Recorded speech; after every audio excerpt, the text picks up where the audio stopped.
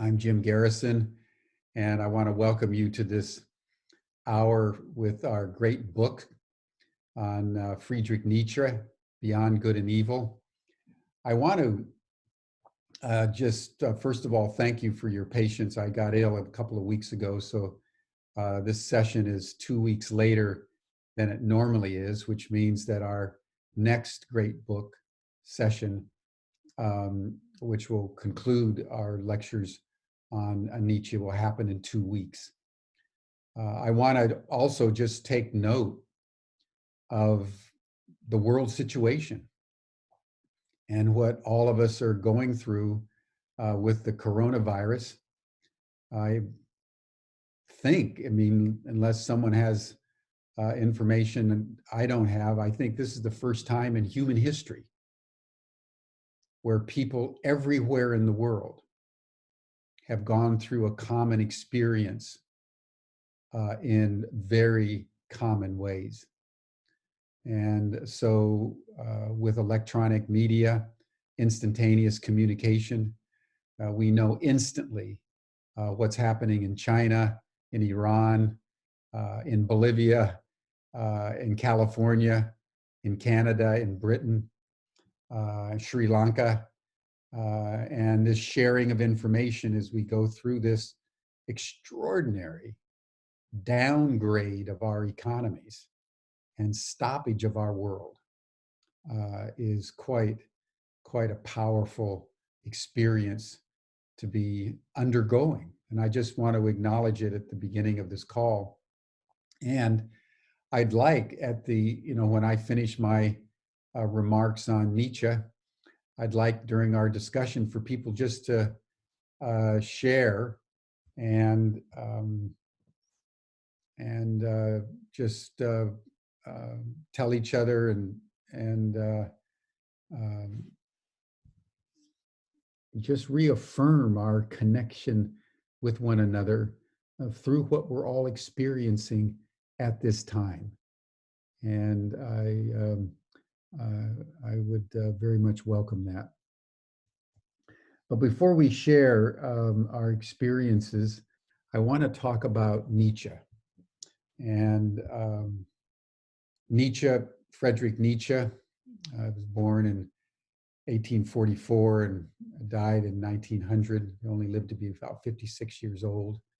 He had a very troubled life, conflicted and afflicted with ailments, diseases of all sorts, which I'll detail in just a few minutes. But he was a very challenged soul, was Friedrich Nietzsche.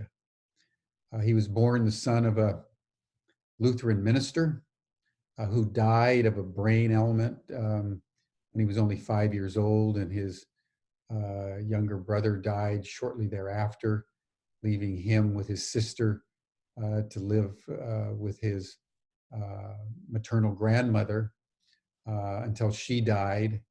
And the family then moved.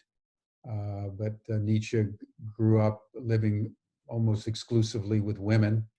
He was very precocious.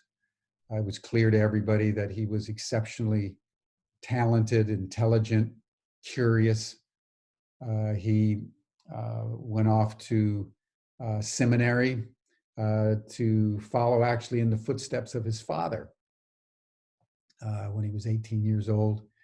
And then when he was 20 years old, he read Ludwig Feuerbach's great masterwork called The Essence of Christianity. I read it during my 20s, and it was one of those books that literally stopped Nietzsche's world. Feuerbach said, it's not the case that God created us. We've created God. Humankind is not made in God's image. God is made in humanity's image. And that's one reason why there's all sorts of different kinds of gods, because different cultures and different individuals and different numinosities of experience of the sacred give rise to different conceptions of the holy. And that Christianity, therefore, is a mythology that has been constructed by power elites in a way that has been controlling, and that the great challenge that Feuerbach saw was the demythologization of the Christian religion. When Nietzsche read that book, he gave up his Christianity and he gave up his pursuit to become a minister. He went off to university. He, again, was extremely precocious. One of his professors was so impressed that he got him a chair of classical philology. Philology is the study of languages. Nietzsche was extremely gifted in different kinds of languages, knew Greek and Hebrew very, very fluently. And so he was appointed the youngest chair in the history of the University of Basel in Switzerland when he was only 24 years old. He didn't have a teaching credential. He didn't even have his doctorate finished. But he began to teach. And between 1869, when he was 24 years old, and 1879, he taught at Basel to great distinction. The challenge was that he was getting increasingly ill. He had very poor eyesight. And in fact, he was one of the first people to use a typewriter. He had dysentery most of the time. He had migraine headaches. He ached all over his body.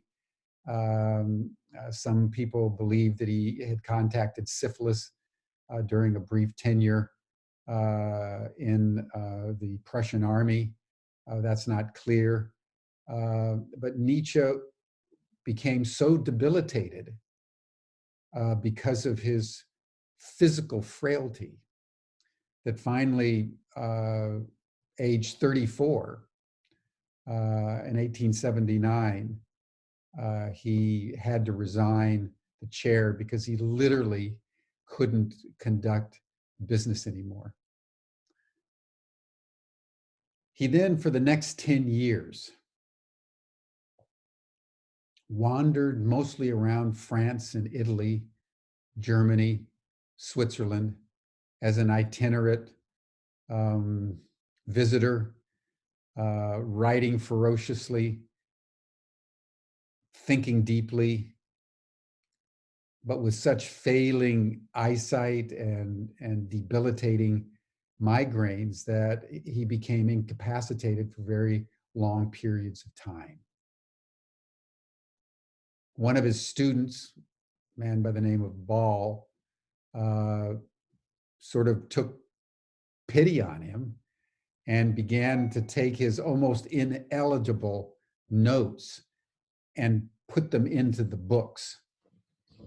And one of the things you'll see is characteristic about Nietzsche in all his works is that he doesn't write in a discursive way with a beginning, a middle, and an end. He writes basically in aphorisms. And there are reasons for this, which we'll explore today. But the essential point is I want to start to paint a picture of a completely tortured soul. Someone who knew pain every day. Someone who brilliantly sought to create, but became incapacitated to the point almost of beyond endurance.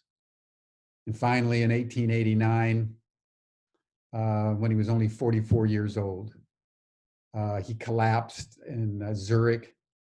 The story goes that he saw a man flogging a horse mercilessly. And Nietzsche threw himself around the horse to protect the horse from the whips, and then collapsed onto the ground, apparently with a stroke.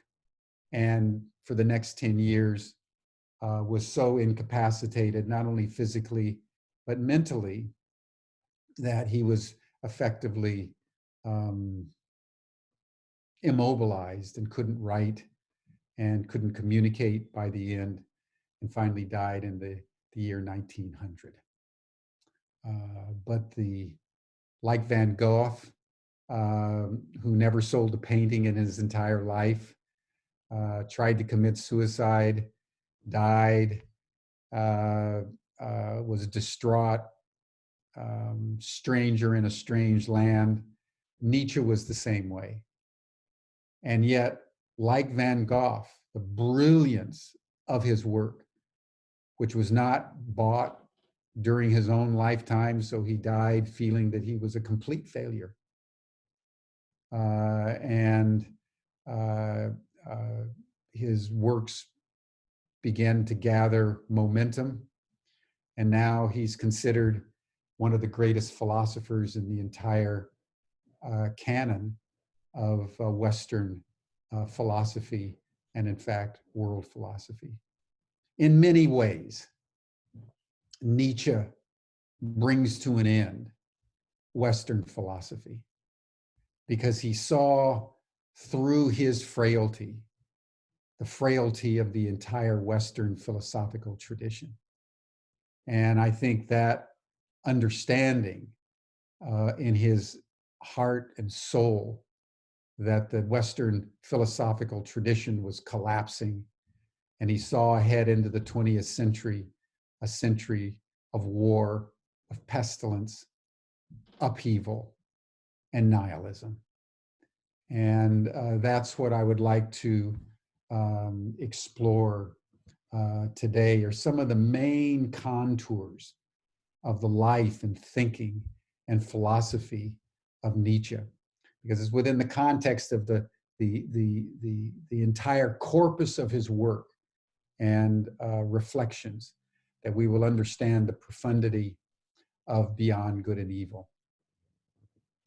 I'd like to, before we launch into that, I'd like to just tell the story, because I think it's of profound interest. It says a lot about the agony and the ecstasy of Nietzsche.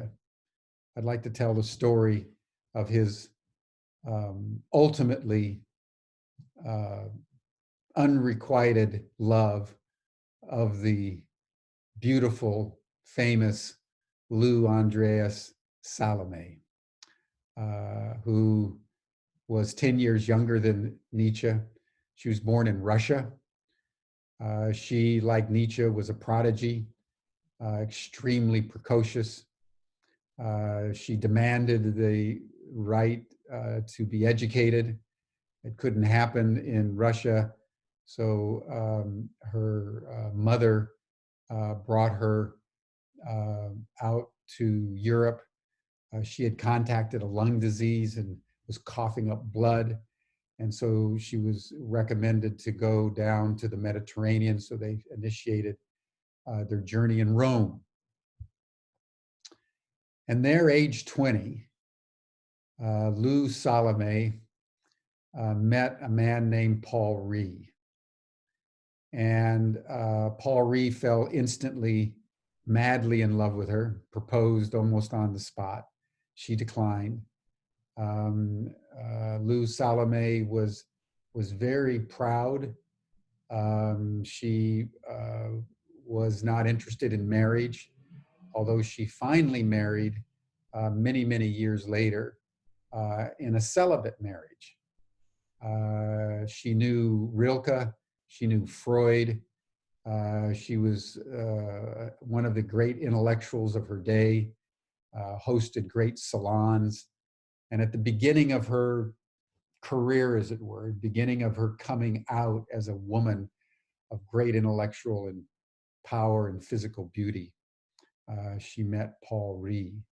And she was traveling with her mother, and she wasn't interested in a romantic relationship. So they suggested, well, why don't you find another man and we'll all travel together, and why don't we see if we can set up a, uh, a commune of intellectuals. So Paul Ree knew Nietzsche. Nietzsche was wandering around in Italy at the time, and so they met.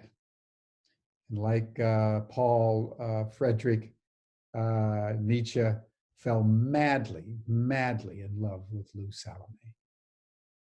He asked Paul to propose to her. She declined.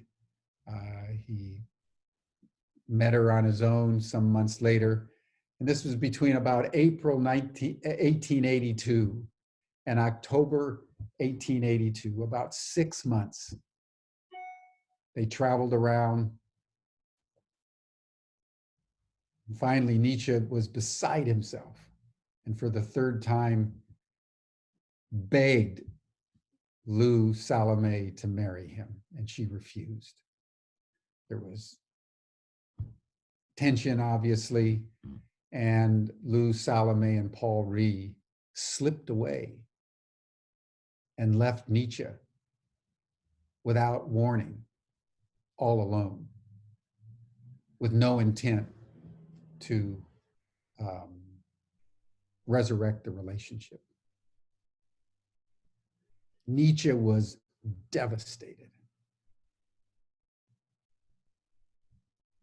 And first he went home to his mother, and that didn't work out.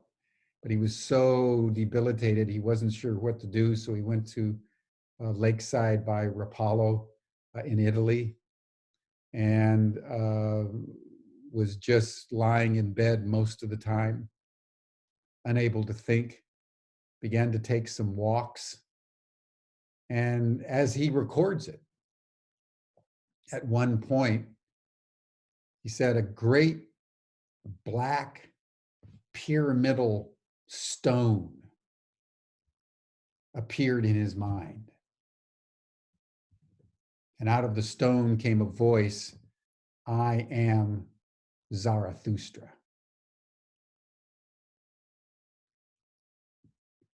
In this state, he rushed back to his cottage, and with pen to paper, barely able to see what he wrote, he scribbled in the next 10 days, the first quarter of Thus Spoke Zarathustra, his great masterwork. And over the next 3 years, he would have these seizures and another download of another section of Zarathustra. And in Zarathustra, they all came together, all the great ideas that really represent the grandeur of Nietzsche. I spoke about Thus Spoke or Thus Sprach Zarathustra, I think about 1.5 years ago. It's one of my favorite works, one that I've read many, many times. It's an inspiring work, and it's a work that really distills down what it is that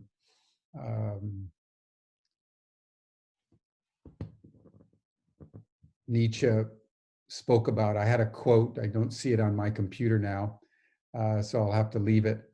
But essentially what, if you think about the Western philosophical tradition, everything is up. In Plato's cave, you're in the darkness at the back of the cave, you stand up, you go out into the light of the sun. God is a transcendent God. We look up to God. We go to heaven when we die. We're in transcendentalist traditions where the world below is negated Nietzsche was the first one who said, as he starts, thus sprach Zarathustra, Zarathustra does not go up the mountain. Zarathustra goes down the mountain to the earth. Because it is earth that is the mother and origin of who we are. And that great transposition of values, that great transposition of perspectives from going up to going down, from considering God separate and distinct from creation as the source of value, to understanding that earth itself is the source of value. And that more deeply, as Nietzsche says in the book, man is a journey. And that was radically new also in the perspective of philosophy, whether it's Plato or Aristotle or Kant or Aquinas or any of the great philosophical writers of the Western tradition. There was only the notion of being. God had created basically a static world. Humanity had been created in God's image. It was Nietzsche that said, no, we are an evolutionary progression. We are a movement of soul. And that our great challenge is not to be, but to become. And in the act of becoming, we move beyond ourselves. Just like humanity emerged from the apes. Well, said Nietzsche, in 1,000 years, humanity will look back on us like we look back on the apes. So our lives are not about be here now. They're about become what you are. Seize your destiny. Now, the implications of this are staggering. And that's why I said a few moments ago that really Nietzsche brings to a close the Western philosophical tradition. He saw clearly that everything is change, everything is evolving, and that human morality, human history, and human destiny have to be part of that immense journey, or else there is no point. And that's why his great work after Thus Sprach Zarathustra is Beyond Good and Evil. And that's the book we're going to be taking up, I think, more next time. I wanted with this lecture just to give an overview of his life, an overview of his thought. But that's why, as you'll see in what I just said, this whole notion is that we've got to move beyond these static notions of good and evil. We've got to understand that we are always becoming something more. And this is what Nietzsche referred to as the Übermensch, the Superman. From the point of view of the ape, humanity is the Übermensch. Our task in each and every one of our lives is to become a superhuman, as Joe Dispenza would say. becoming supernatural. That's pure Nietzsche. How do we understand who we are and become more of who we are? And then what is the morality that guides us? If we're no longer in a world of static human beings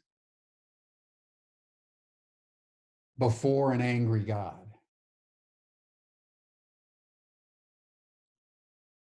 trying to do the good, trying not to do the evil as set forth in the Ten Commandments, fearful of where we're going to go after we die, whether to heaven or hell. If that world is a fantasy, if that God is dead, and it was Nietzsche who was the first one to say God is dead, that God, he says, is dead. We created that God. And now it's our great challenge to create another God, which will be a orientation not to God at all, but to the earth. We are children of the earth. We are beings of the earth.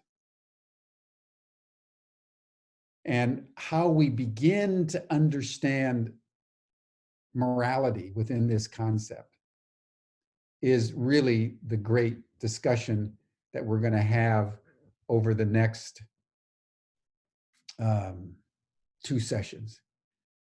I'd like to now step back and go to Nietzsche's first work, because I think that's the clue to our understanding of how we move beyond good and evil. Nietzsche was fascinated by the Greeks. As you all know, I share this fascination with Nietzsche. To my mind, and I think to Nietzsche's and many other historians, the 4th century Greece was the apex of human civilization. Never before or since have any people accomplished such extraordinary genius in so many areas of human endeavor as did the Greeks during about a century, between about 470 BC and maybe with the rise of Alexander in 323, about 150 years. It was an extraordinary creative time in human history, the effects of which have been felt all over the world and down through history. As Whitehead said, all philosophy is a footnote to Plato. Our governance, our laws, our science, our medicine, our economics, our democracy, virtually everything of importance in Western civilization today emanated in some way or another from those Greeks at that time. Nietzsche sought to understand why.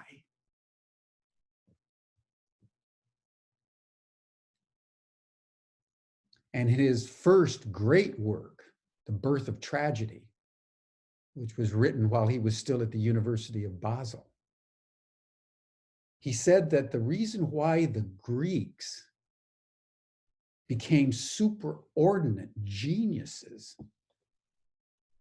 in virtually every category of human endeavor is because they broke beyond the notions of good and evil. I'd like to just explore this for a few minutes because it's powerfully important for understanding Nietzsche and the book that we're going to consider, Beyond Good and Evil.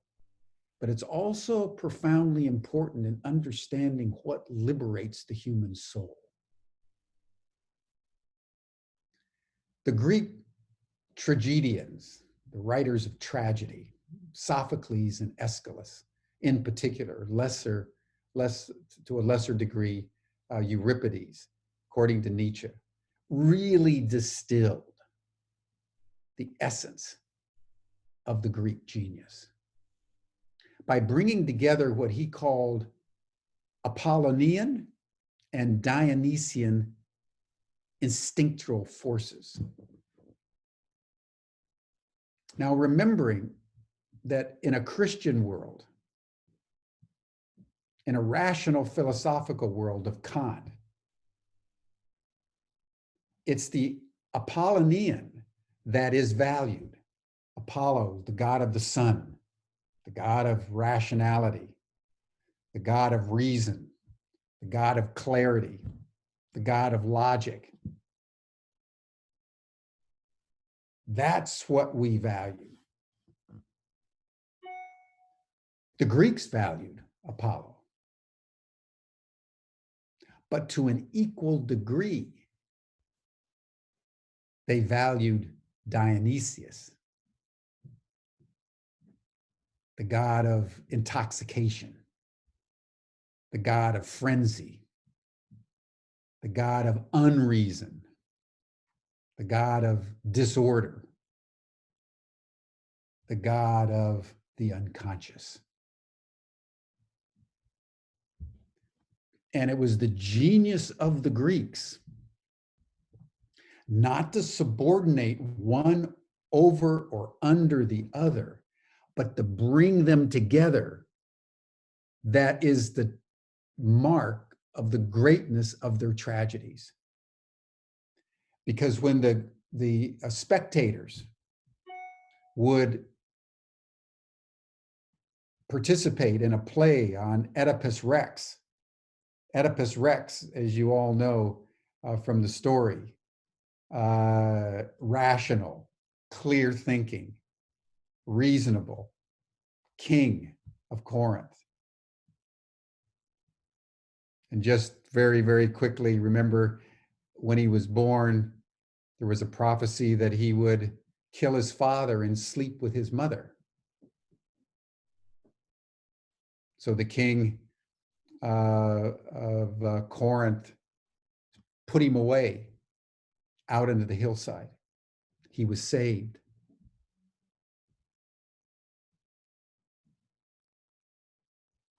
Many years later, complete stranger, what happens? He kills his father and marries his mother, by whom he has children.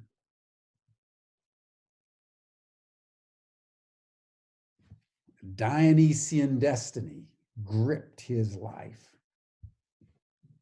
And the tragedy that Sophocles brilliantly describes is when the Apollonian aspects of Oedipus, the king,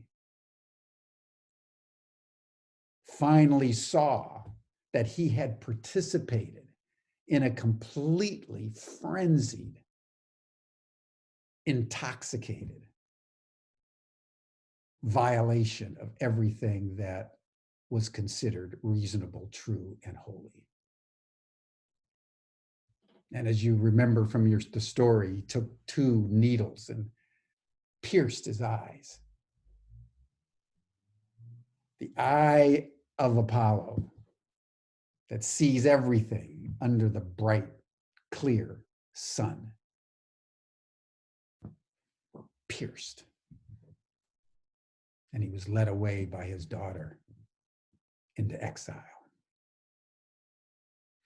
That coming together, that antinomial clash, as Jung would put it, where 2 internally consistent but mutually exclusive forces and phenomena, the Apollonian and the Dionysian, clash, and the individual is crucified. That's at the heart of tragedy. That's at the heart of the genius of the Greeks.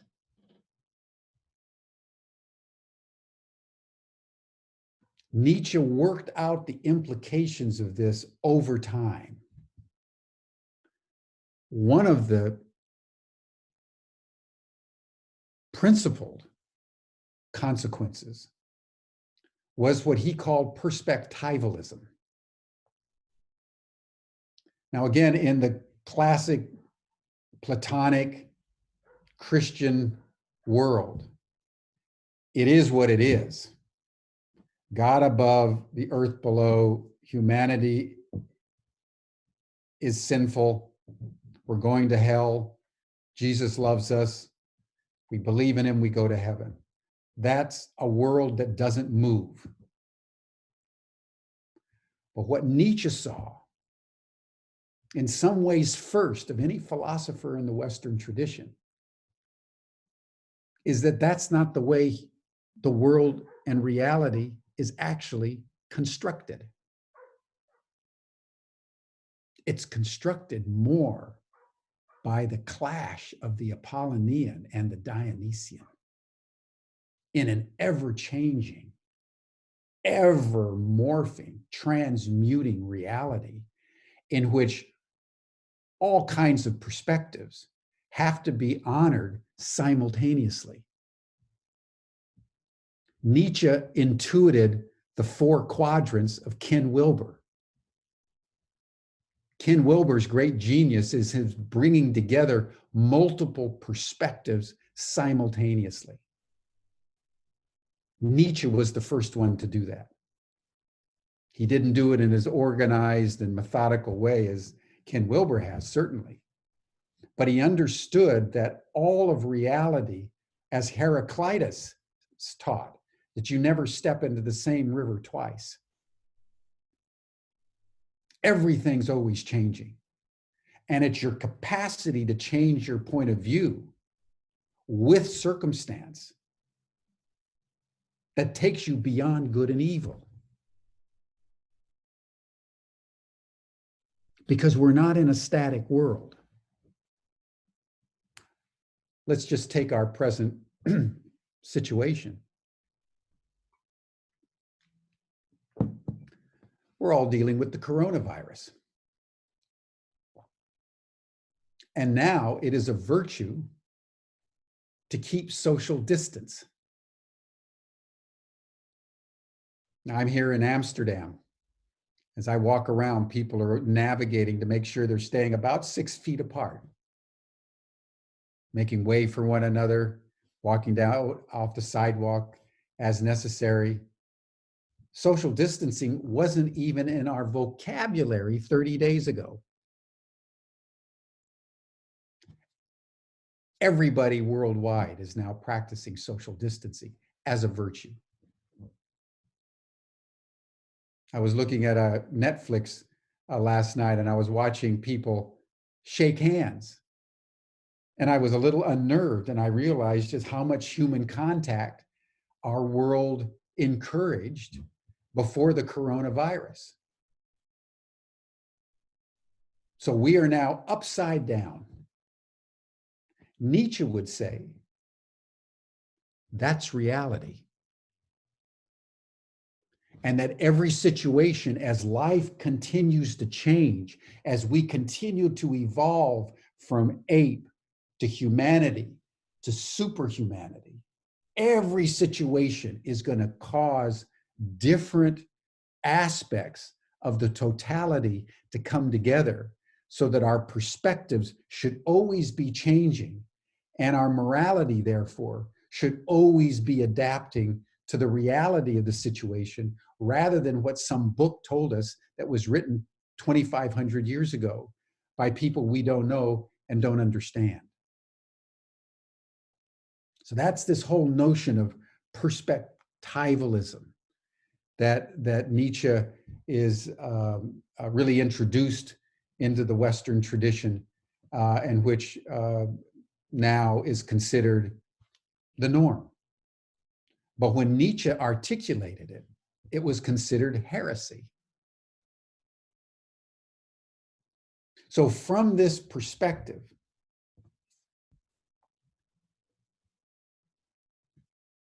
what then is of highest value.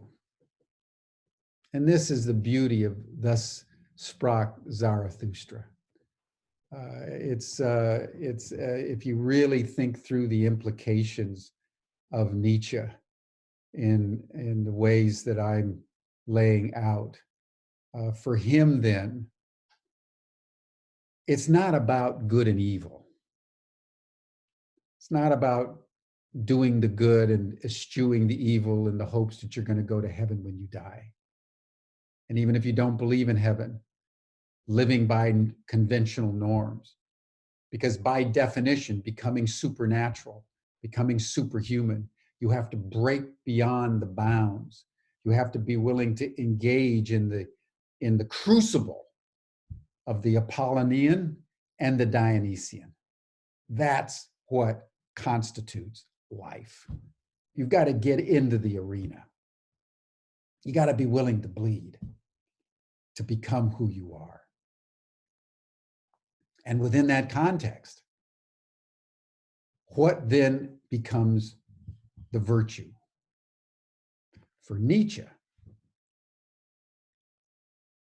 the virtue is creativity, aesthetics, beauty, art. And he has a metaphor in Thus Sprach Zarathustra that I've always loved. He says, you start out as the camel. You're burdened by the conventions. You've been taught since you were a little kid what's right, what's wrong, what to think, what to do, what's your manners, what's this, what's that. You're trying your best.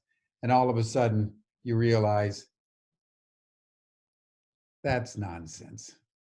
You have an awakening. And then he says you become a lion. And you courageously move out. You defy conventions. You understand that it's all about becoming supernatural in an evolutionary progression of things. You realize that all this good and evil that you were taught in Sunday school is all part of what he calls the slave morality of Christianity. It's not necessary. Each individual needs to become who and what they are.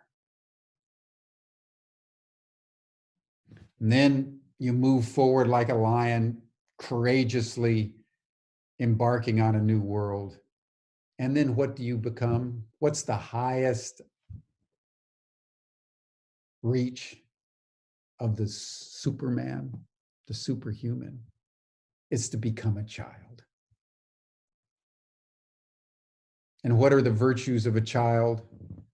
To play, to laugh, to dance.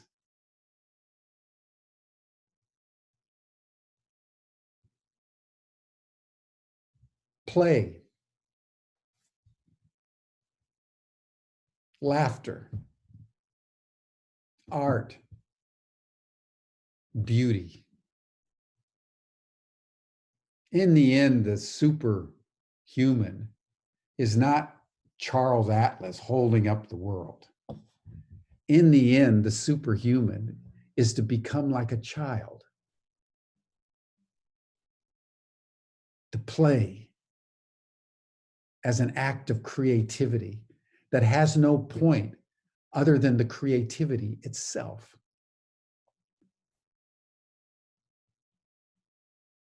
And that's the message that Zarathustra brings down the mountain as he goes into the towns and villages in the valleys. We are of the earth. We are of the mud. Our destiny is to know why earth created us. What does earth have in mind for our destiny? We've lost it. We're not even asking those questions anymore. But Nietzsche asked those questions. He starts out beyond good and evil, very first line.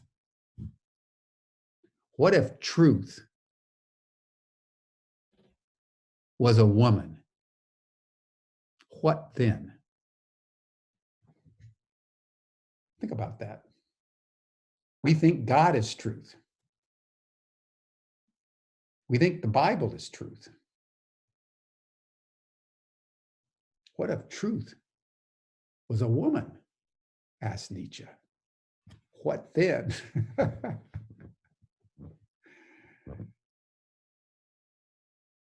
What if the point of all this is not to behave ourselves, but to become heretics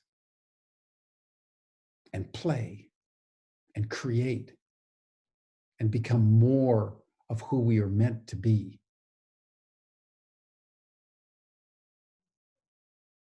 What if Apollo is just one side and Dionysus is the other side, and there's no subordination? There's just life. There's just passion. There's just love. There's just interactivity in a ceaseless chain of events that in Nietzsche's mind go on and over and over, the sort of the myth of the eternal return. This is always happening, he says. We're caught in an endless expression of change and creativity toward beauty and aesthetics. That is what the ultimate virtue is all about. And it's within that context that we live our lives. But if we understand what we're here for, there's nothing more important for us than what he called the will to power.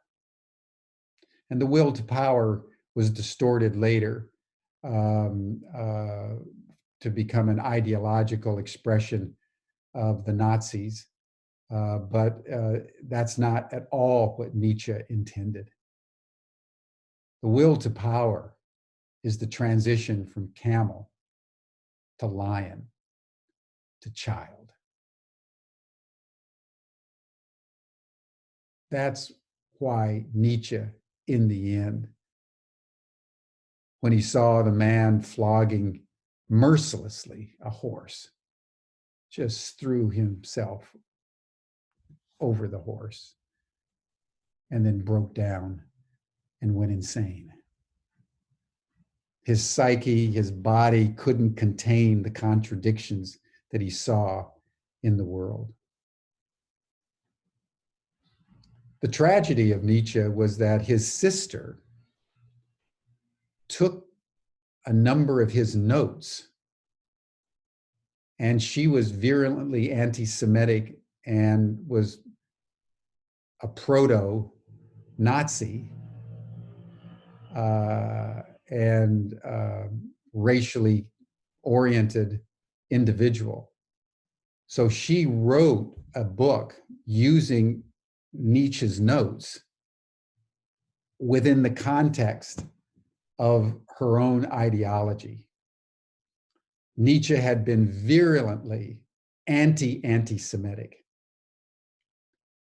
Most of his references to the Jews are praising the Jews. His real criticisms were reserved for Christianity mostly, for reasons we'll get into in more detail next time. But the great tragedy of Nietzsche is that this man who honored the child as the ultimate expression of the Übermensch, his own sister took his works and distorted them. And within a generation, Nietzsche's Will to Power, which she published, was being used by the rising fascists in Europe as the ultimate philosophical legitimation of a philosophy that Nietzsche, during his lifetime, abhorred. He so abhorred nationalism that he gave up his own Prussian citizenship, and he lived stateless. That's not possible now. But in those days, there were no passports. passports didn't come into reality, into history, until after the First World War. Just right around the First World War, people had to start using passports to cross boundaries. But before that, people just traveled around. And those were interesting factors in his life. And so I think I'll leave it at this. But you can see that the life of Nietzsche was full of contradiction. He had a brilliance that his body and his soul, his psyche, ultimately could not support. But the brilliance of his mind, the clarity of his insight was so piercing and so fierce that as the world gradually woke up to the profound insight that he had, philosophy would never be the same. And so I'm really feeling honored to be able to share my thoughts about Nietzsche. And now we'll open it up for the next period of time. I will look on. I see a lot of students and people that I know.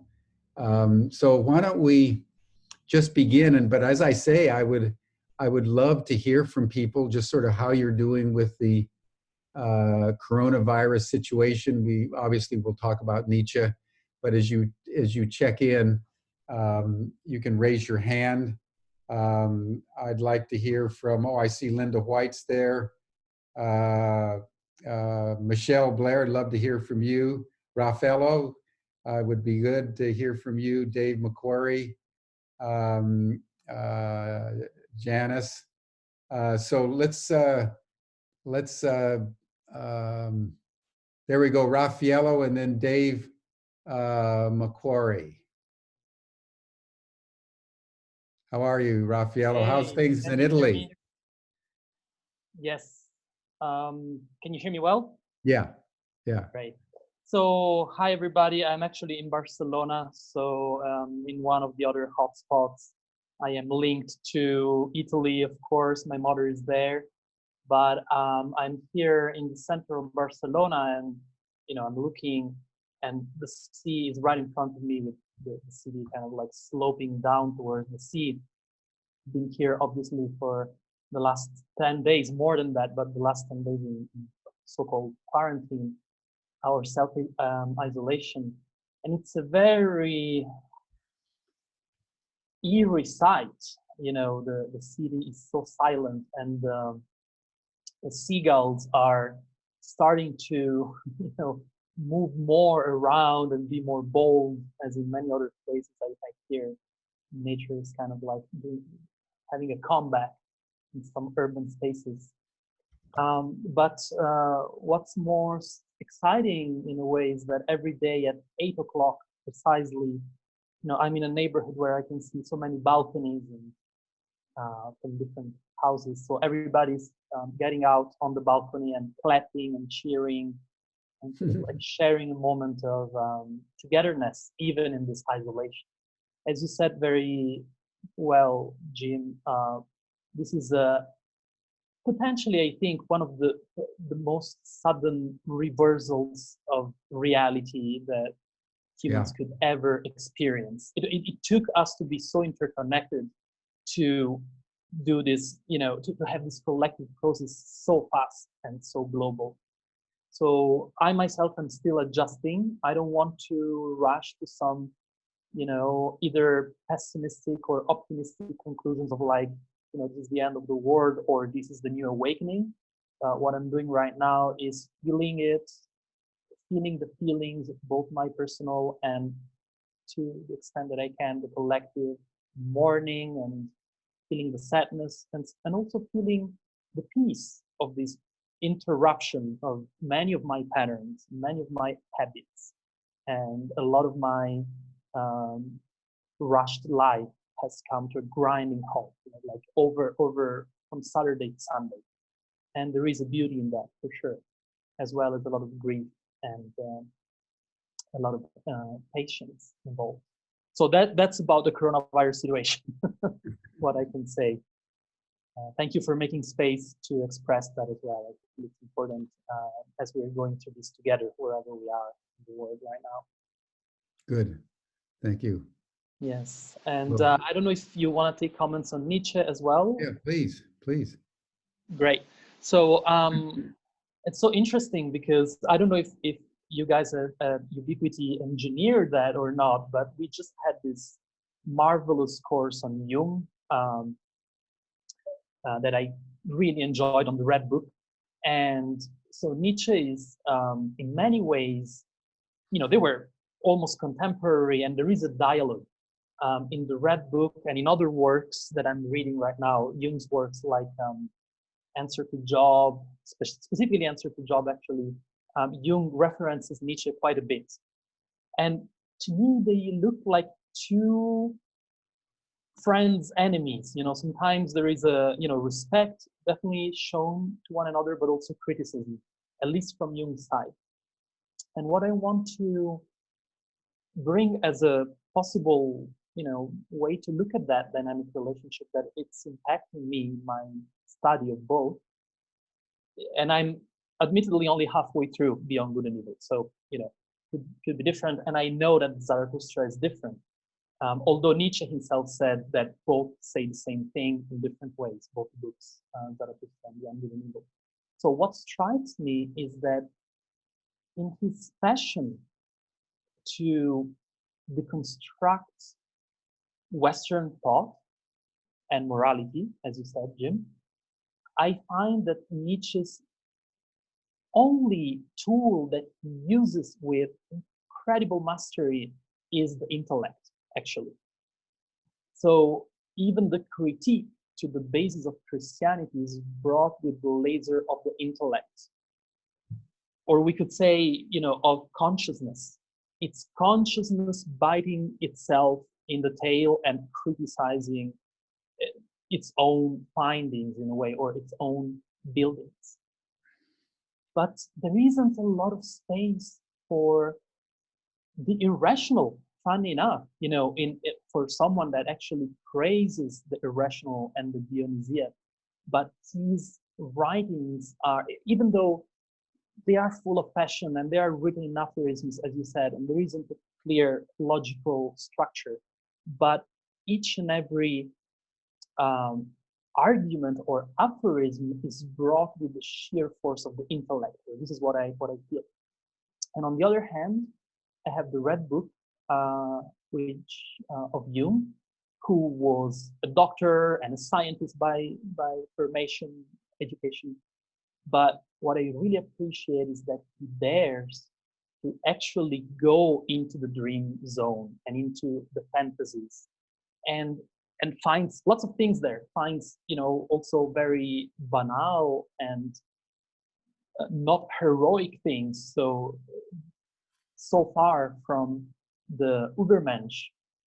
But however, it makes me think how this man Nietzsche, who was bed-stricken most of his life and such a difficulty in living an embodied life, not to mention a sentimental life, had, to my view, just like sometimes when people with impaired vision develop an incredible capacity to hear sounds, so I find that he developed an incredible intellect, and yet paradoxically, what he's trying to communicate the whole time is that what really matters is life force, the very thing that he was so deprived of, and the very thing that paradoxically perhaps he couldn't get to experience fully.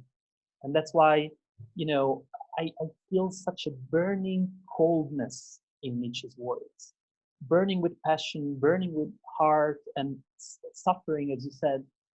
And yet all of that energy is channeled through potentially, I would say, the only organ that really functions not just normally, but super normally in him, and that was the mind. So that's my Yeah, well, reflection. I think that's a very valid point. You know, some people lead with their heart, some people lead with their hands, some people lead with their mind. And he had a piercing intellect that was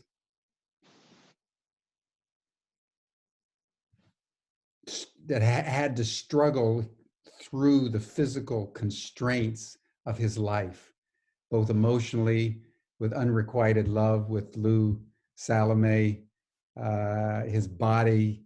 You know, I think I may have mentioned he smoked a lot of opium starting in around the 1880s, just to be able to make it through the day. So he was a completely kind of tortured soul at every level, and yet the piercing intellect, as you say, Raffaello, that's all he had left. It was just the piercing quality of an intellect that that laid reality bare, and that's Friedrich Nietzsche. That's the agony and the ecstasy of Nietzsche. So, well, thank you, and I wish you all the best there in Barcelona as we all traverse through this thing. Dave McQuarrie, you have a comment? How are things in Canada? By the way, is my voice strong enough? Okay, good. Because I saw in the chat that some people were, was there any way to make my voice louder? Sorry. You're on mute. There you go. Hi, Jim. Hi. Delightful to see you again. And as usual, such a brilliant summary of Nietzsche. I've never been able to read Nietzsche, but you know, with how you have summarized him, I'm excited to go back to him. Oh, good, good. And at some level, just my whole, you know, not patting myself on the back, but my whole life has been the attempt to live into what I call the transrational. And as I've, you know, gotten older, I'm 77 now. I move more and more into playfulness. Mm-hmm. So, you know, it's a wonderful contrast and a wonderful presentation. And as I say, I'm excited to go back. In terms of the COVID-19, what it has reminded me of is Stephen Covey's distinction between importance and the urgent. And that as a species, in the urgency of COVID-19, we are coming together in profound ways. You know, a lot of cooperation, some of which is imposed, but with a lot of demonstration of cooperation with each other. And my hope is that as we do so, we will recognize the importance of doing so, rather than the urgency of doing so. And thus, we might be able to then impact all of the global issues with which we're struggling. But if we stay with the urgency, we will simply collapse after a while and, you know, go back to, you know, business as usual, unfortunately. Not certain I have anything else to say at the moment, other than just my deep appreciation and amazement at how you were able to bring these theses together. So thank you. Thank you, Dave. Always good to hear you and to see you. Yeah, you know, I think this is the real question that all of us should ponder, is this question: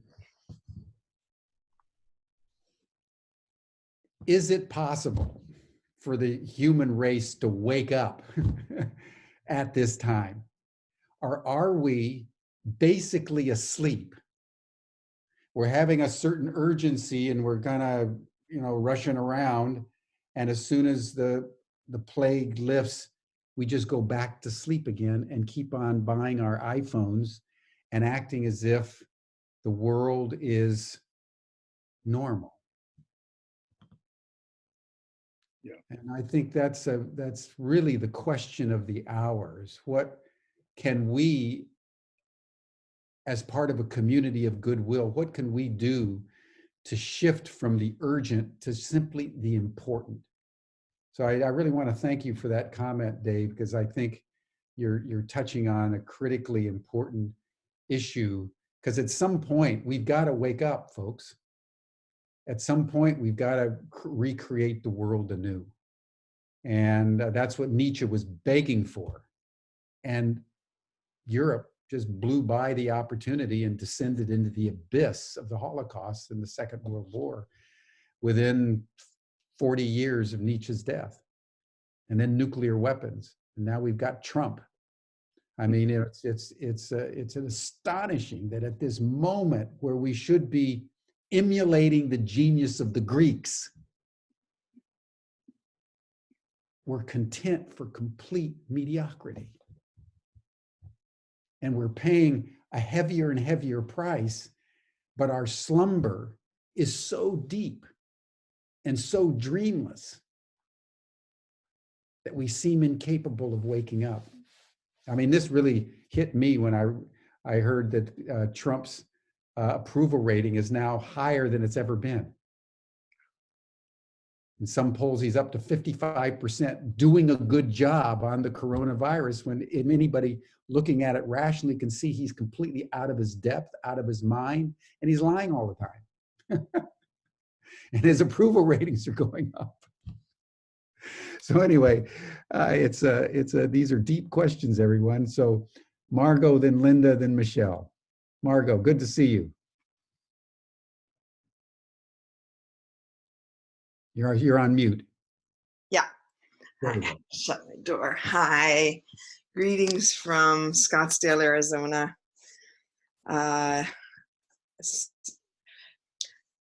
Where I'm landlocked. I couldn't get home to India, and it was a godsend because I would have been away from my family and unable to take care of my mother. I'm here with my mother. What I'm noticing in myself and my contact to the world is through clients all over the world, and is that the frenzy is more frenetic and the stillness is more still and spacious. And there's like these two extremes that we're going between. And so I'm trying to encourage, myself and the people I work with to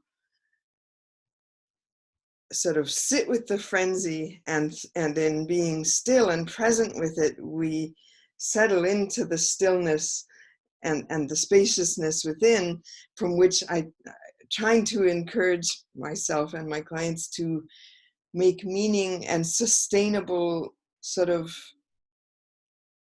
conclusions, or draw away something from it that we take into our lives here forward, whenever that forward happens, in addition to now. What do we do when this is all blown over? And I found myself, I was actually upset in my sleep all night when I read that Trump wanted to return to business as usual. And I was like, no, the dolphins are in Venice and the birds are singing and the sky is blue and it's too early. We haven't learned, and will we learn? And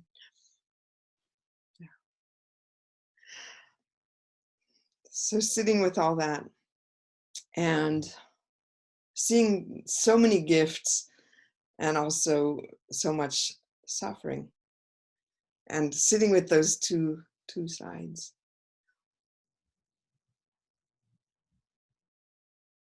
I think that's all I have to share. And thank you for a brilliant, thank you for a brilliant lecture, because as reading Nietzsche, I was struggling with, I guess, the surface value of just he's so negative and he's so critical and isn't anybody doing anything right? And I was certain that this morning's lecture would explain to me why I'm reading it and what I'm supposed to do with it and how I'm supposed to relate to it. And it really helped. And I'm going to go back. I've also read 50% of it, and I'm going to go back now. I was waiting because Jim, I needed you to tell me why I was reading Nietzsche. Yeah. Well, it's really the masterwork is Thus Sprach Zarathustra. That's really profound. Beyond Good and Evil is his deeper reflection on what we're really doing here and how we can liberate ourselves even more to become the child. But if you hold in your mind the camel, the lion, and the child, that's really Nietzsche and his notion that humanity is a bridge. Ape to human, human to superhuman. And each one of us has a choice about whether we're going to be more of our ape or whether we're going to be more superhuman. And if you get that, his critique of Western civilization, both philosophically and religiously, makes really clear sense. And the urgency of his language, begging people to see that they are more than who they think they are. You know, we're not here to just be Sunday school students and behave ourselves. We're here to be radical. And we're here, what if truth was a woman? What a way to start a book. He doesn't answer it, but at least he asks the question. So good luck. And then next time we'll dive into the text, and I'll take selected parts and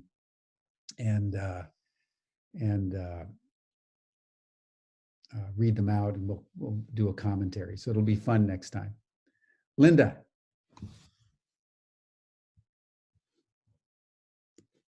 Hi, everyone. Good to see you. Gosh, I don't even know where to begin other than thank you. Thank you for connecting, you know, the ancient wisdom with what's happening today. And I was torn coming on this call because right now Congress, you know, is talking about this relief bill, and, you know, it's really going to define our future, really, you know, between are we going to invest in the economy, healthcare, people? And it's just astonishing to see the polarity, you know, the polarization and the tension. And so what I'm finding, and even on this call, you know, so I came on the call and my attention is in so many directions. You know, I feel like I'm holding so much that I'm getting distracted and not focusing and going deep into any one thing. But I think that's just the times that we're in. I'm also really moved, what is it, Raffaello in Spain and Italy, you know, the gratitude for this community and for all the communities that I'm in. And it, like you said, this is a wake-up call. You know, this is what I think most of us on this call have been on about for quite a while. And it's an opportunity, and we might miss it. You know, it's, I'm grateful to be home. I'm grateful for, as I said, all these communities.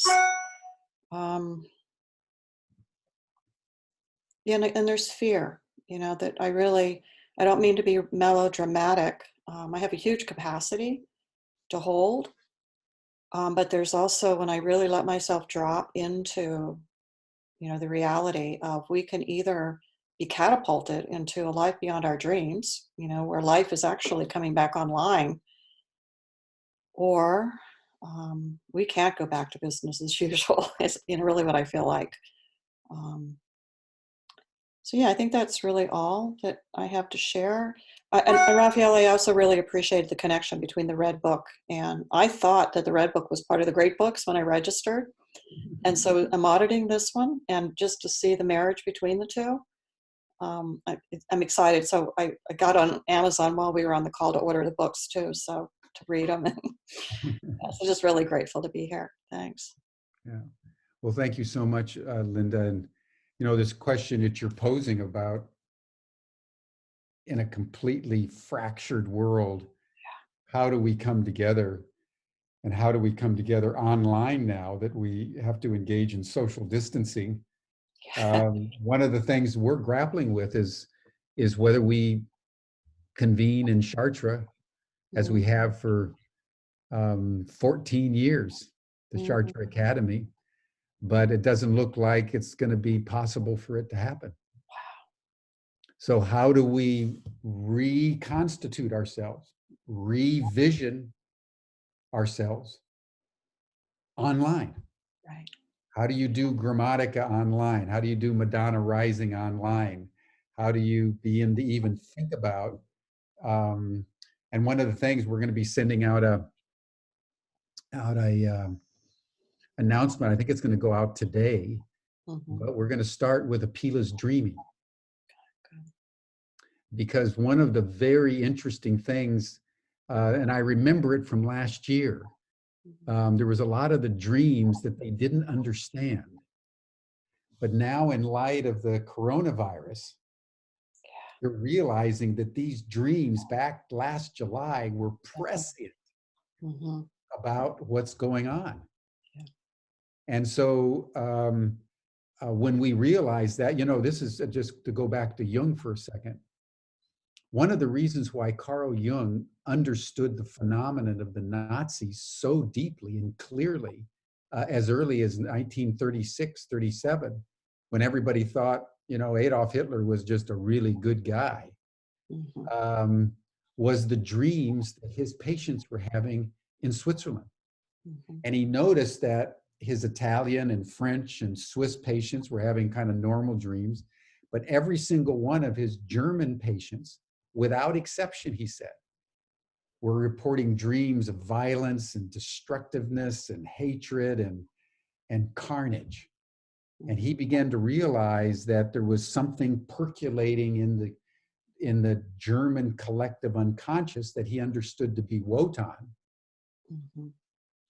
that was a very important signal for the coming of what eventually happened under the Nazis and the Second World War.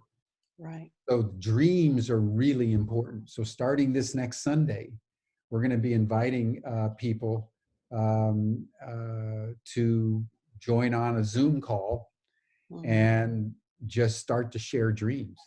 Yeah. Just to add to that, because Jung also it was the same vision twice, going through a tunnel to visit his mother-in-law, which also predicted. And I'm really happy to hear what you're saying, because when the dreams were presented last year, I was surprised by the focus that it took, because there was like other patterns that were so evident. So I'm really excited to see what's emerged in the conversation. So it's exciting. So this is an example, Linda, of what you're calling for. We're all calling for. We're all desperate for.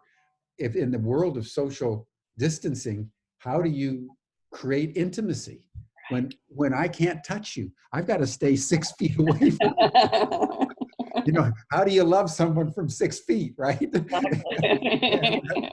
And how do you do it online? Yeah. And that's the new challenge. Again, back to the perspectivalism of Nietzsche. There's no good and evil out there in some abstract, static, and eternal sense. Good and evil is embedded in changing circumstances, and it's the gift and the task of the supernatural one to be able to adapt with these different circumstances and still do the good. And under all circumstances, be creative. That's what Nietzsche says. Whatever's happening, be creative. Be a child. Laugh, dance, sing, do art. That's what life ultimately is about. And so we're at the Wisdom School, we're really going through a process now of how do you create Chartres Academy online? What would that look like? How do we do it? So we're going to start this next Sunday with our dreams. So you'll all be getting a communication either today or tomorrow. And we're just going to go for it. We're just going to go for it because under any and all circumstances, we're here to love one another. We're here to hold hands, even if it's virtually. Well, they're doing yoga on Zoom, so if they can do yoga, we can do sharp. Absolutely. Absolutely. Madam Shay, she's going to be doing embodiment videos, and I'm going to do nuggets, and I'm going to be doing, by the way, a interview and dialogue with Carolyn Mace this Thursday. So we're going to be bringing in our teachers. I'll be bringing Rick Tarnas in, and Andrew, and Gene Houston, and others. Just what guidance do they want to offer the community during this time? I mean, it's quite an amazing thing. We're going to be doing a webinar with Thomas Hubel on trauma. There's going to be a lot that's going to be happening over this next period of time. It's very, very exciting, actually, and it's in some ways it's pure Nietzsche. So thank you, Michelle. Good to see you. Hello, Jim. Hello, everyone.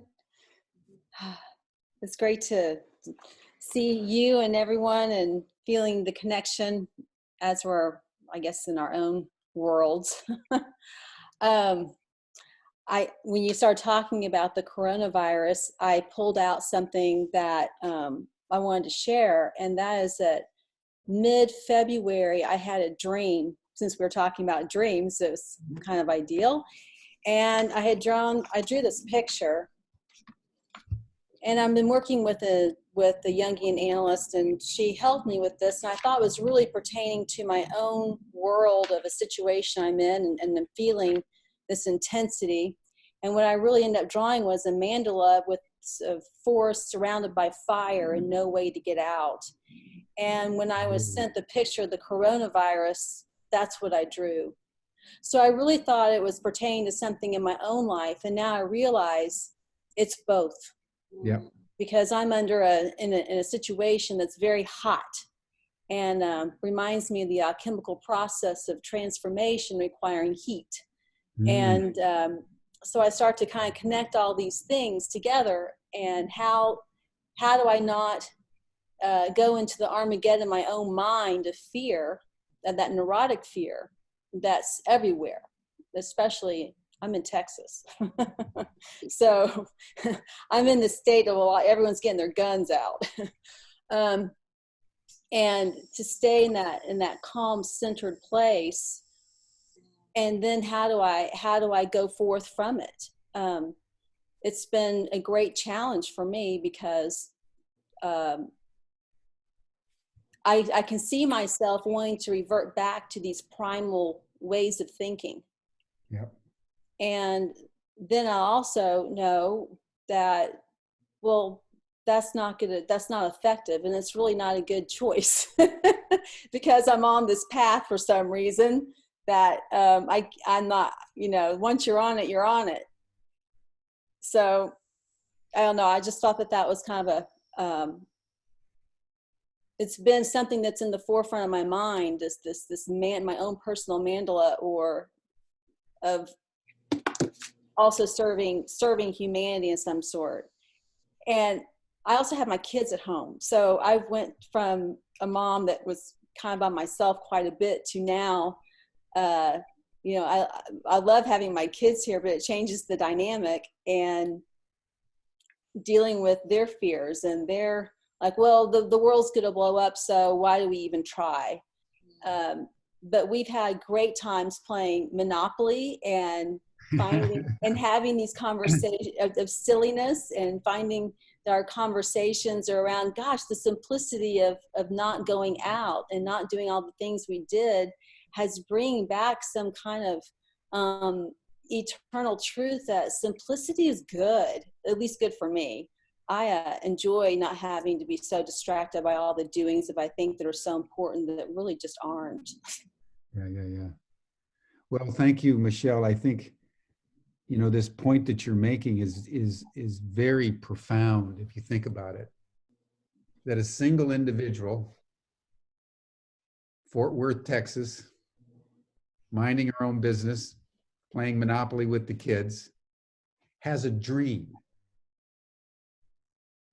And that dream expresses something from her personal unconscious, but it's tapping into the collective unconscious simultaneously.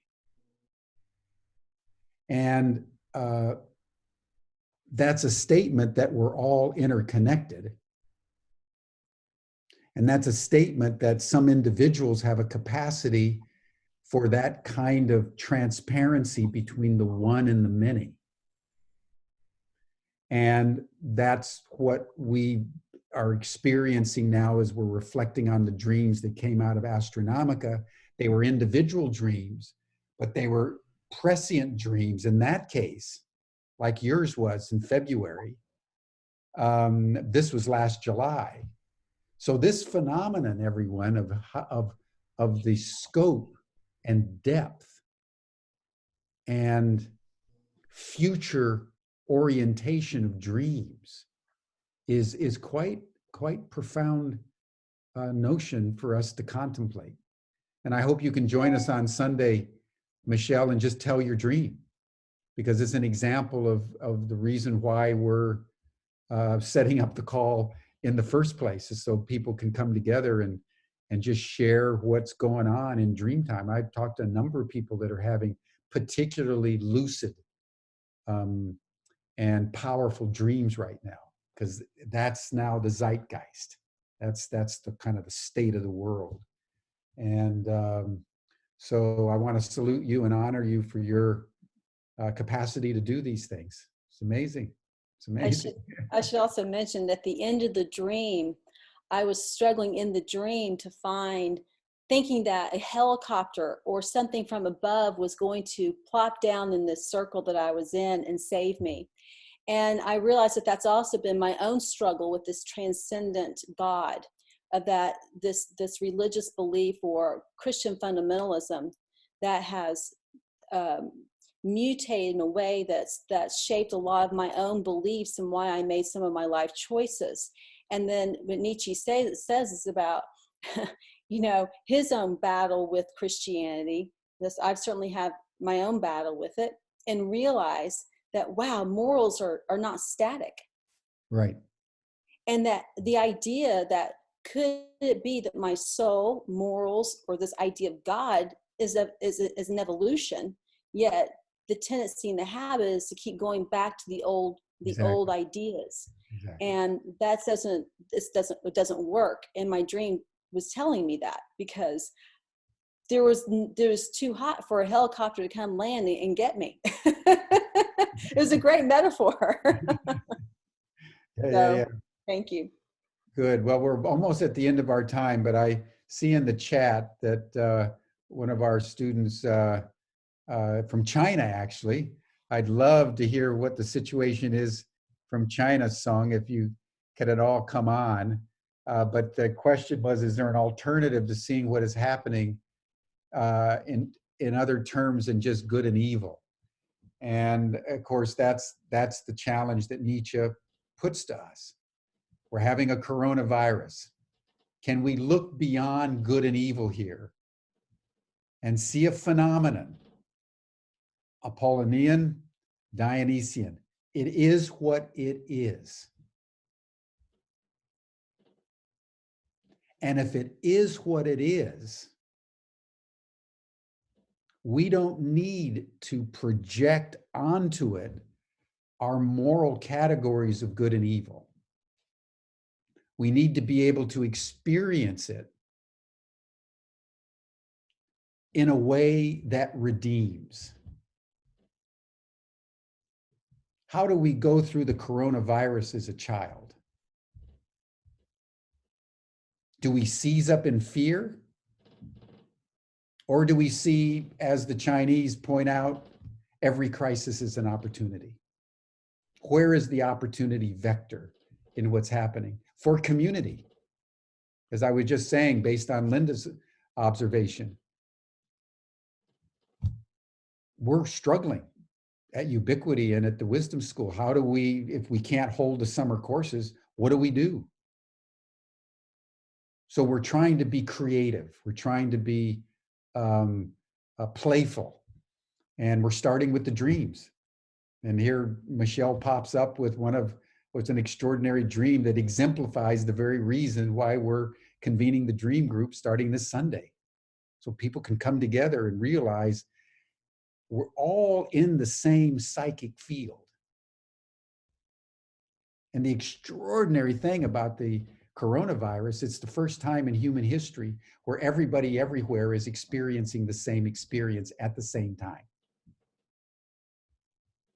And with instant communication, we know what's going on in Barcelona, we know what's going on in China, in Sri Lanka, in Texas, in California, in Arizona, wherever we are. We're in tune with one another right now. And the implications of this for the future of humanity are quite profound. But it's not necessary, according to Nietzsche, to apply the categories of good and evil to virtually anything, because life is simply more complex. Not only that you imagine, but that you can imagine. And again, that's the genius of the Greek tragedians, is they brought the Apollonian and the Dionysian together sort of without comment. Just let them play out. And each individual struggles for his or her own authenticity within the context of that tragedy. And how we apply that now to who we are and what we're doing is a real question, and indeed a high art form. So I see that we have time just for another minute. Susan Dietz, do you want to make a comment or ask a question? Sure. Can you see me and hear me yet, Jim? Yes. Great. Good to see you.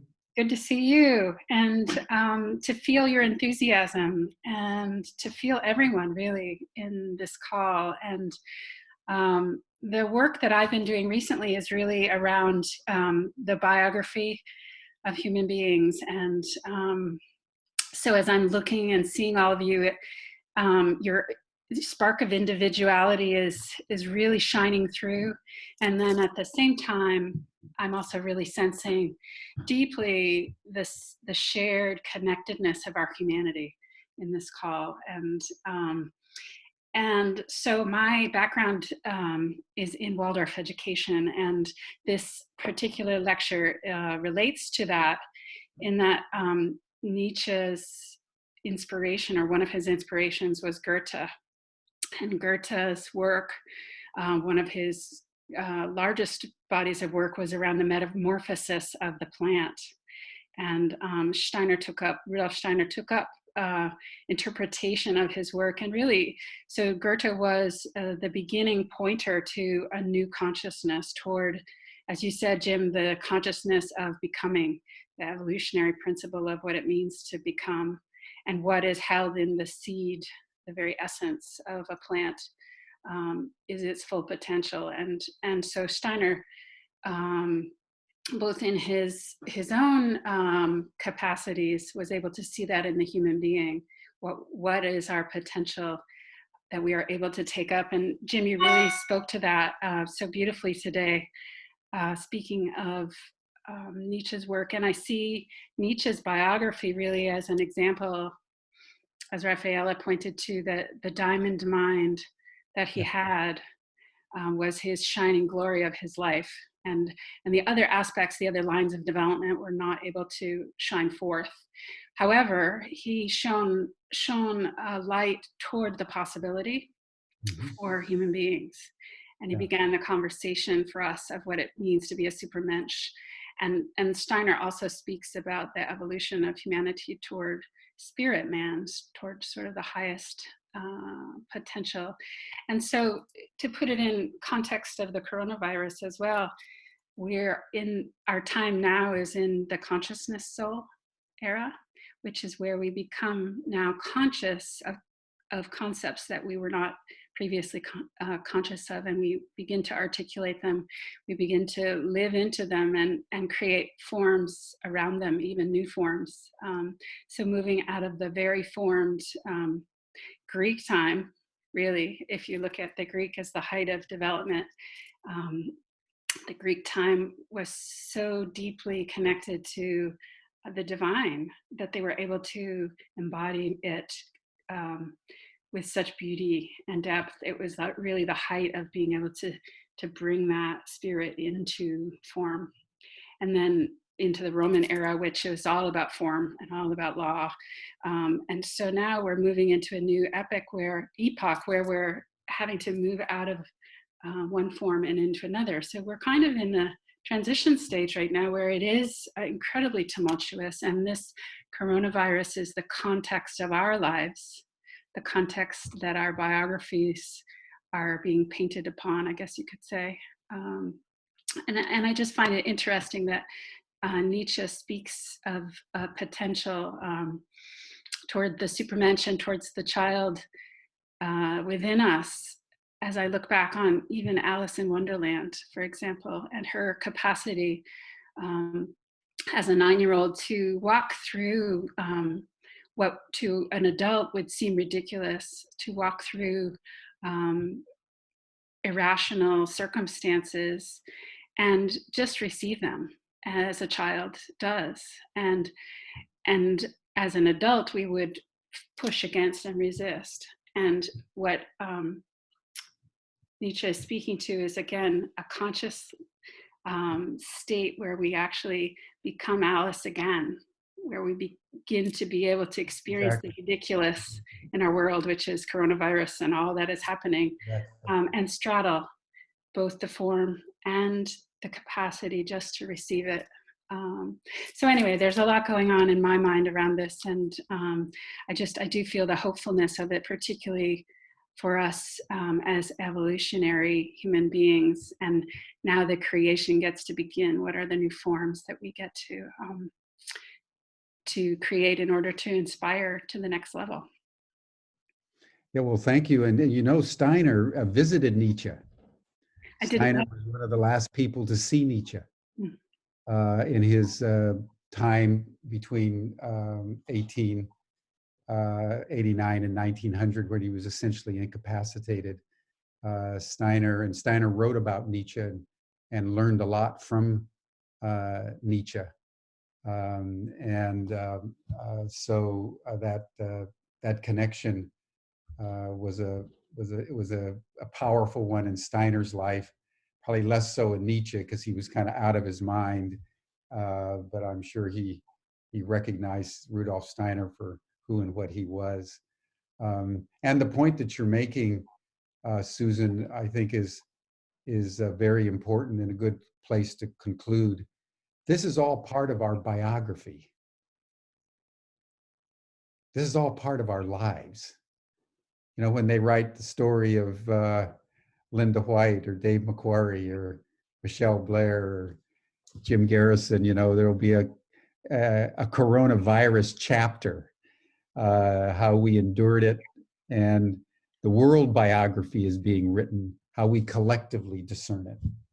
And so let us be mindful of how we're experiencing this experience, because this is our biography. And this is what we're going to leave behind, is our biography. Who we were, how we loved, who we sought to become in the different circumstances of our life. So thank you, everyone. By the way, Michelle, I noted Isabella came in and peered into the screen. Give her my warmest regards. Isabella was caught in Paris, had to flee Paris. Yeah, I was there for about 12 hours and then I was back in the States. So it's been a whirlwind. Been a whirlwind. Well, we should talk sometime, Isabella. I'd like to hear all the gory details. Oh, yes, sir. There's a bunch of them, so I would love to talk. I'm sure. Okay, everyone, wonderful to have this call today. Thank you so much for your sharing. And next 2 weeks from now, in April, we will go much more deeply and much more textually into Beyond Good and Evil. And everyone, just for you to be aware, there are 2 more offerings today that we're hosting. Ubiquity Talks tonight with Jim again in Osprey Oriel Lake. Oh, yes. And just for you guys to know. And then right after, our Webinars for Good series, which has been going on since a few days until the 30th of this month. And check it out. Lots of good content coming up as we're all locked down at home anyway. Yeah. So thank you. And by the way, if everybody should be on the Ubiverse by now, you just go to ubiverse.org and sign in. That's where everything's happening. It's our community platform, and it's very exciting and very dynamic at the moment. So thank you, everyone. And we'll talk in a couple of weeks and hope to see you soon. Bye-bye.